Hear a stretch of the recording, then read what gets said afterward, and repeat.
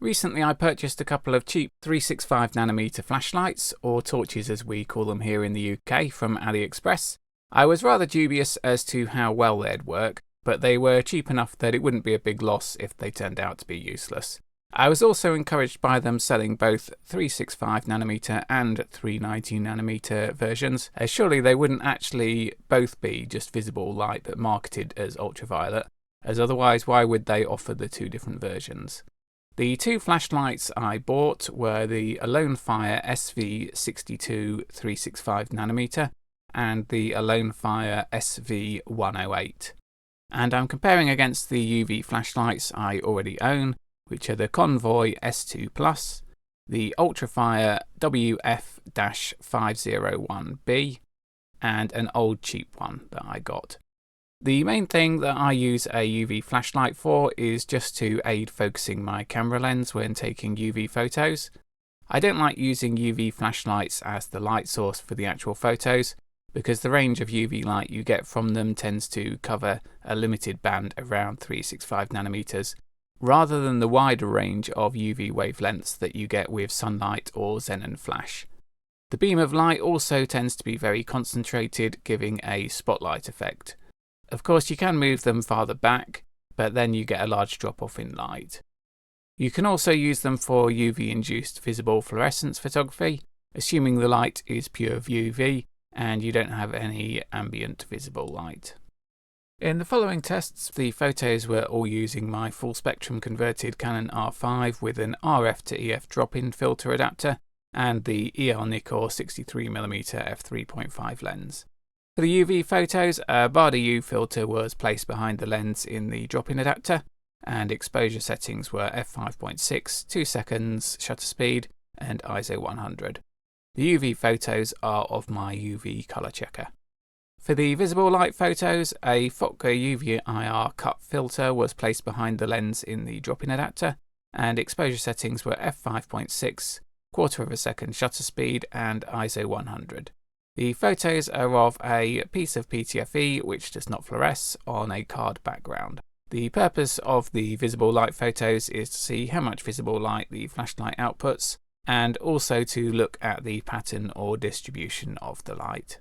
So starting with the AloneFire SV62 365nm version, this is a very small flashlight and just takes a single AAA battery.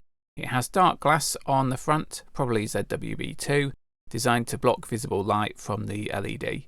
It cost me $3.37 as part of a bundle deal from AliExpress.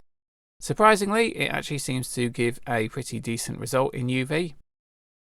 If we look at the visible light image, we can see there is some visible violet light leakage, and that the light has a bright hot spot in the centre. The AloneFire SV108 is larger than the SV62, but it's still pretty small. It has a built-in battery and charges via USB-C. Like the SV62, it has dark glass at the front. This cost me $2.40 as part of the same bundle deal from AliExpress. Again, we get a good result in UV, much to my surprise. In visible light, we get a much stronger, more concentrated hotspot compared to the SV62. The Convoy S2 is the UV torch that I've been using for quite a long time now.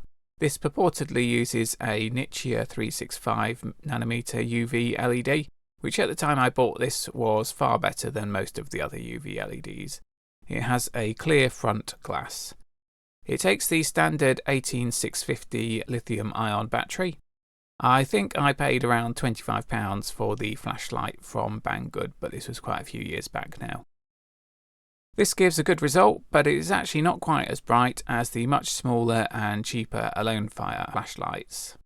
In visible, we can see some violet light leak and a bright hotspot. The UltraFire WF-501B was the first proper UV flashlight that I owned. I think it was about £50 to £60, and this was before the much better Convoy S2 UV flashlight was released. It uses an 18650 lithium-ion battery. This came with clear front glass. I think it was before ZWB glass was really a thing. The image this flashlight gives was too strongly coloured magenta for me to white balance it properly.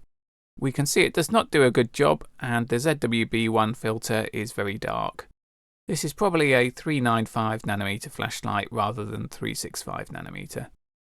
It outputs so much visible light that I had to adjust the shutter speed to 1/200th of a second to get a better image that allows us to see the pattern of the light output in visible. I would say that the light distribution is fairly nice, it's just a shame the UV output is so poor. This was my first UV in quote marks flashlight. The paint was originally plain black, but has faded to a warm black colour. It has clear glass, and unlike the other flashlights, it uses a number of dome type LEDs. I expect I bought this from eBay or Amazon for around £5 to £10, but it was a long time ago. This has very little UV output, and like the UltraFire, the output is too magenta to white balance properly. The flashlight does output quite a bit of visible light. It has quite an odd output pattern thanks to the multiple LEDs. In conclusion, we can say that the Convoy S2 Plus is still a good UV flashlight. If you use other flashlights that use 18650 batteries, then this can be quite convenient. The AloneFire UV flashlights are very good for the money, and much better than what you used to get from cheap UV flashlights.